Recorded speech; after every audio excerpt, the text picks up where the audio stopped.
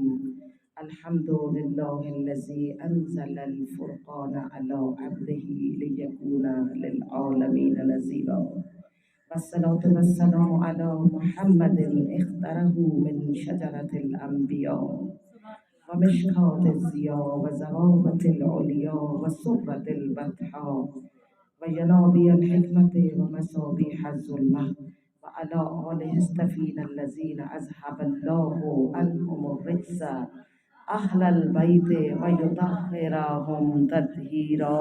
اللهم صل على محمد وآل محمد وسلم. ابتدا خالق انس و محبت کے نام سے اور درود و سلام ہم ذوات مقدسہ پر جن کی وجہ سے درود میں دم تازگی اور حرارت ہے. آپ بھی پورے جوش اور حرارت سے ایک صلوات پڑھ دیجئے. اللهم صل على محمد وآل محمد وسلم.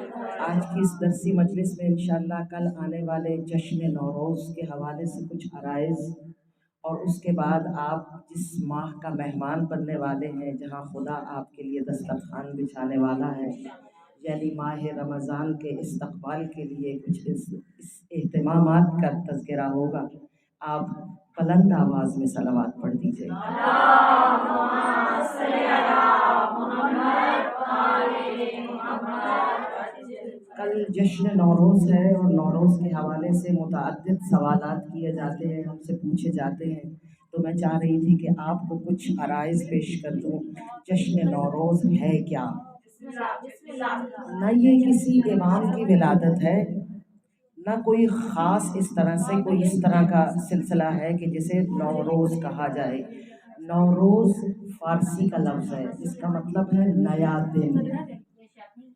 اور یہ یاد رکھیے گا کہ تمام دن جو ہیں وہ شریعت کے ساتھ منسوب نہیں. کچھ ایسے تہوار بھی ہیں کہ جو کسی اور حوالے سے بھی لوگ مناتے ہیں. جشن نوروز انہی حوالوں میں سے، انہی تہواروں میں سے ایک تہوار ہے. بات سمجھیے گا. فقہی اعتبار سے اگر آپ پوچھتے ہیں تو یاد رکھیے گا کہ جو دین کی تعلیم ہے، فقہ، شریعت، وہ ایک الگ ہے، لیکن تمام علوم اللہ کے علم ہیں. کیمسٹری، بایولوجی، فزکس، نفسیات، معاشیات، عمرانیات، یہ سارے علوم خدائی علوم ہیں. اللہ نے علم عطا کیا ہے انسان کو، وہ کشف کرتا ہے علم کو. اسی طرح اسلامی علوم پڑھاتے ہوئے جو طلباء ہیں ان کو جو ایک اور مضمون پڑھایا جاتا ہے، وہ ایک اور مضمون ہے جسے ریاضیات کہتے ہیں. میتھمیٹکس، ریاضیات علماء کو پڑھائے جاتے ہیں. کون سے ریاضیات؟ ان ریاضیات کا تعلق کن علوم کے ساتھ ہے؟ یعنی حساب و کتاب. کس حوالے سے؟ آپ کو خوب معلوم ہوگا. کتھا ویندی پئی ہے؟ حساب کراون ویندی پئی ہے.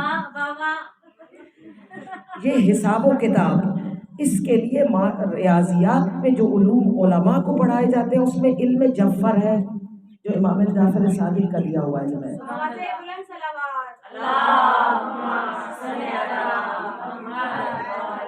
ہندسوں کا علم، ہندسوں سے زائچے بنا کر آپ کی تقدیر کے حوالے سے کچھ انکشافات کرنے کا علم. علم رمل ہے، علم جعفر ہے، علم نجوم ہے، علم فلکیات ہے جو زائچے بناتے ہیں.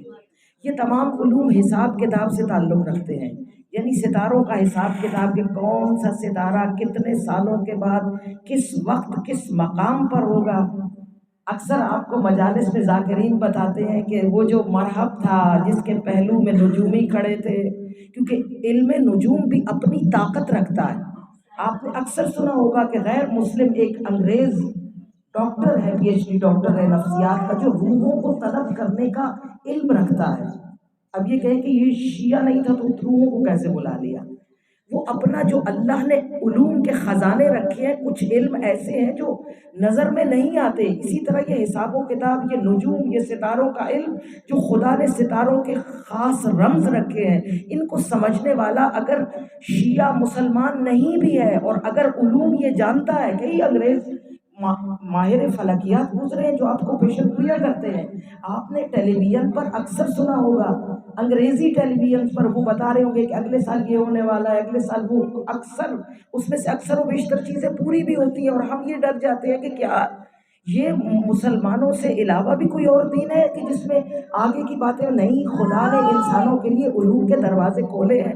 ستارے آپ کو بہت کچھ بتاتے ہیں. اور ایک زمانہ تھا جب اسلام نہیں آیا تھا تو یہ ماہر علم نجوم ہی تھے جو خدیجہ کو بتاتے تھے کہ یہ خاتون جو ہے اس کا نکاح کسی بڑے سردار سے ہوگا جو پورے عالمین کا سردار ہوگا.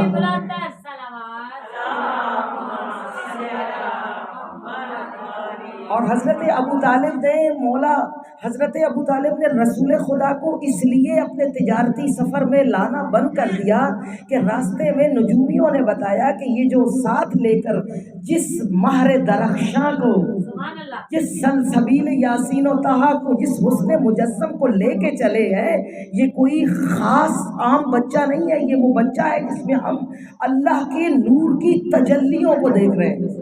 اس کے ماتھے پر ہمارا علم نجوم کہتا ہے کہ یہ ایک عظیم ترین آخری نبی ہوگا. اس کو سنبھال کے رکھیں، علماء یہود سے بچا کے رکھیں. اس کے بعد حضرت ابو طالب نے آقا مصطفیٰ کو تجارت کے سفر میں لے جانا بند کر دیا اور ان کی باقاعدہ حفاظت شروع کر دی گئی. تو یہ میں بتانا چاہتی ہوں کہ جو علم نجوم ہے یا علم فلکیات ہے، یہ علم رمل اور علم جعفر ضروری نہیں ہے کہ امام جعفر صادق کے ماننے والے ہی اس کے عامل ہوں. بے شمار ایسے ہندو ہیں جو علم جعفر کی تعلیم حاصل کرتے ہیں، حساب و کتاب، ستاروں کے حساب و کتاب سے آپ کو اگلی باتیں بتاتے ہیں. اور ہم بھی علماء کو بھی علم جعفر کی خصوصی تعلیم دی جاتی ہے. جو مولا نے اپنے ایک شاگرد کو ایسا علم عطا کیا کہ اگر ہم سے پوچھو تو ہم بتائیں گے، اور اگر ستاروں کے آواز مانگنا چاہتے ہو تو وہ عطا کریں گے، اور آسمان کا پوچھنا چاہتے ہو تو زمین کے راستوں سے زیادہ آسمان کے راستوں کو جانتے ہیں. تو علم نجوم کے حوالے سے دو قسم کے علمی دن ہیں. یہ دن جو گزر رہا ہے یہ ایک دن نہیں ہے، قمری حوالے سے اور دن ہے، شمسی حوالے سے اور دن ہے. اور جو ماہر نجوم و فلکیات ہیں وہ بتاتے ہیں کہ قمری مہینہ جو ہے اس کا چاند نظر آ گیا ہے تو اب مہینہ یہاں سے شروع ہوگا. اور شمسی سالوں میں زیادہ تبدیلی نہیں آتی. وہ شمسی سال کا ہے جو آپ دیکھتے ہیں جنوری، فروری، مارچ، اپریل، مئی، جون، یہ وہ مہینے ہیں جو سورج کے حساب سے جن کا تعین کیا جاتا ہے. اور جو قمری مہینے ہیں یعنی جو شعبان، رمضان، شوال، ذوالقعدہ ہیں، یہ چاند کے حوالے سے گنے جاتے ہیں دن. یعنی چاند کی گردش کے مطابق جو حساب دان ہے وہ حساب لگاتے ہیں کہ اتنے دنوں کا یہ مہینہ. اور جو شمسی ہے وہ سورج جو ہے وہ ہمیشہ اپنی رفتار پہ چلتا ہے. اور جو نوروز ہے، نیا دن، اس دن سورج اپنا برج تبدیل کرتا ہے. شمسی سال، اس لیے آپ کسی چاند کی تاریخ میں نہیں نوروز مناتے 21 مارچ.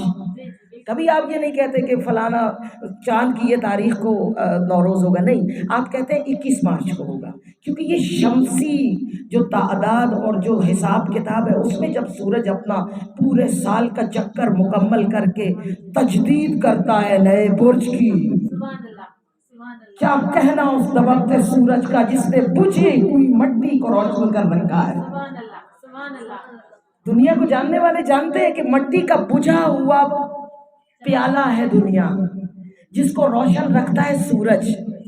سورج پر واجب نہیں ہے کہ وہ ضرور دے، روشنی دے، اس لیے نہیں بنایا گیا سورج کہ وہ مٹی کو روشن کر دے، بلکہ مٹی اس کی ممنون احسان ہے کہ وہ اسے روشنی دے کر زندگی عطا کر دے.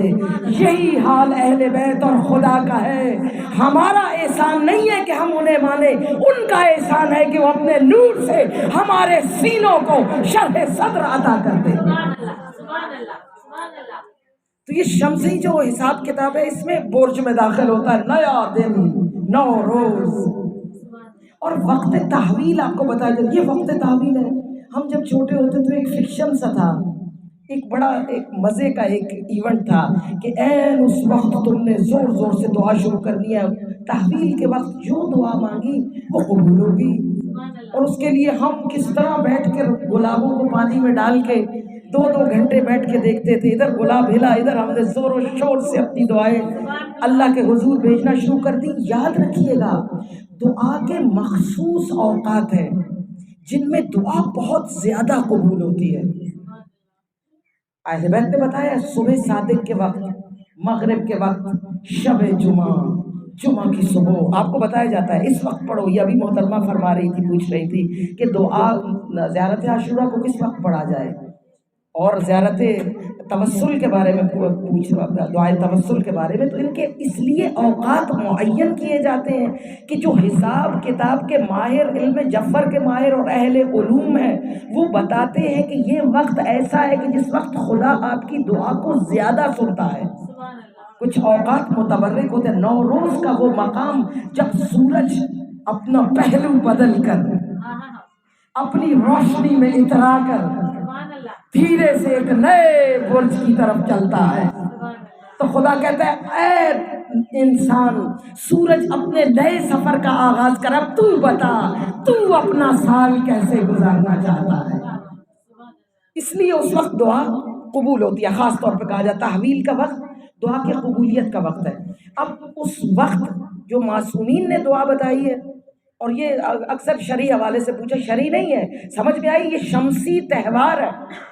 یہ وہ وقت ہے جب سورج نئے برج میں داخل ہوتا ہے، اور یاد رکھیے گا جو قمری تاریخیں ہیں وہ چلتی پھرتی رہتی ہیں نا، 21 مارچ وہیں آتا ہے، مگر قمری تاریخیں بدلتی رہتی ہیں۔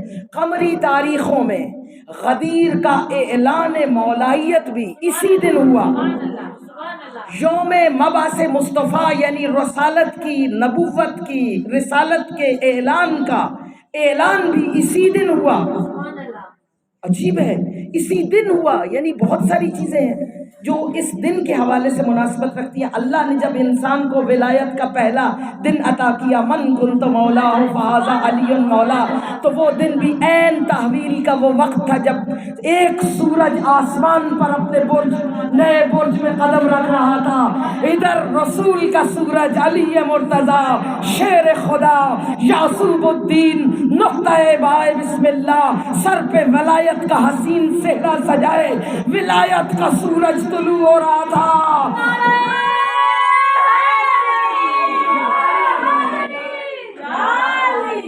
یعنی یہ وقت ہے تحویل کا جب رسالت کی زبان سلسبیل وحی سے دھلی زبان خورشید ولایت کو اپنے ہاتھوں پہ اٹھا کے، سورج ہمیشہ طلوع ہوتا ہے، مصطفیٰ نے مرتضیٰ کو طلوع کر کے دکھا دیا، من کنت مولا ہو فہذا علی مولا۔ اور خدا نے اپنے مصطفیٰ کو، کائنات کے چہرے غیبت میں ہے میرے آقا مصطفیٰ، یعنی شخص موجود ہے، شخصیت موجود نہیں ہے، عین تعویل کے وقت میں خدا نے بتایا کہ اب میرا نورانی سورج طلوع ہوا چاہتا ہے۔ دیکھو اس حسن مجسم کو، دیکھو اس سلسبیل یاسین و طٰہٰ کو، دیکھو اس رگ و ریشہ کونین کے مقصد اول کو، جو اس وقت اپنی رسالت کی کرنوں کے ساتھ تمہاری آنکھوں کو خیرہ کر کے آسمان ولایت پہ طلوع ہو رہا ہے۔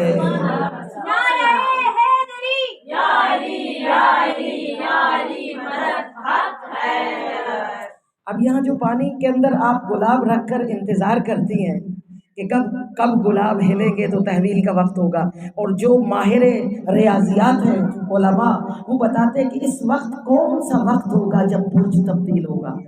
اب وہ مائکرو سیکنڈز کا ٹائم ہوتا ہے جو تحویل کا وقت ہوتا ہے۔ اس کے لیے پھر آئمہ نے کیا بتایا؟ آئمہ نے ایک دعا تعلیم فرمائی، یا مقلب القلوب والابصار، یا مدبر اللیل والنہار، یا محول الحول والاحوال، حول حالنا الی احسن الحال۔ کہ تعویل کے وقت یہ دعا کیجیے، اور یہ صرف ایک دفعہ نہیں، 366 مرتبہ، یعنی تعویل سے 15 منٹ پہلے آپ بیٹھیں گے گلابوں کو سامنے رکھ کے، اور اس کے بعد آپ یہ پڑھنا شروع کریں گے دعا، اس کو 367 مرتبہ۔ اور اس کے اندر جو سب سے بڑی حکمت ہے وہ یہ ہے کہ آپ کو نہیں معلوم کہ این مائکرو سیکنڈز کے حوالے سے وہ وقت کب آئے گا۔ جب جو منہ سے بولیں گے وہ قبول ہوگا۔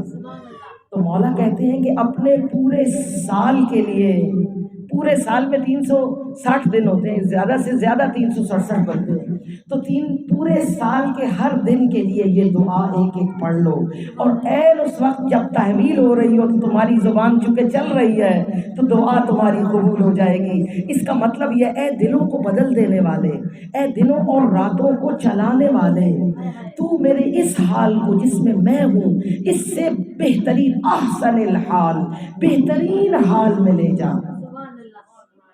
یعنی کیسی جامع دعا بتا دی معصومین نے۔ ہم 10,000 مسائل ہیں ہمارے، جو برا وقت ہے ہم پہ، بچہ نہیں ہے، پیسہ نہیں ہے، گھر نہیں ہے، بیماری ہے، 10,000 دعاؤں کی لسٹ بنا کر ہم سوچ رہے کہ عین اس وقت کون سی دعا کرنی ہے۔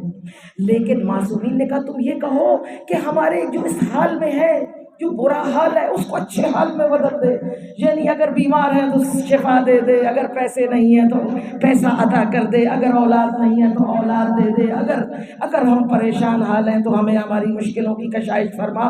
یہ ساری دعاؤں کی ایک ہی دوا، جیسے ہمارے اکثر بیچنے والے یہ جو بیچتے ہیں اپنی دوائیں، وہ کہتے ہیں کہ 100 بیماریوں کی ایک دوا، یہ 100 دعاؤں کی ایک دعا ہے جو معصومین نے کہا ہے 300 پورے سال کے لیے اللہ سے ایک ایک دن اپنا بہتر حال میں کرواؤ، اور عین اس وقت جب تحویل کا وقت ہو، جب سورج اپنا برج تبدیل کر رہا ہو اور خدا اپنے فرشتوں سے کہہ رہا ہو کہ پوچھو ان سے کہ یہ کس طرح کے برج میں داخل ہونا چاہتے ہیں، تو ادھر سے مومن کی آواز آتی، یا مقلب القلوب والابصار، یا مدبر اللیل والنہار، یا محول الحول والاحوال، حول حالنا، بدل دے ہمارے حال کو الی احسن الحال، بہترین حال میں۔ صلوات پڑھیے محمد و آل محمد۔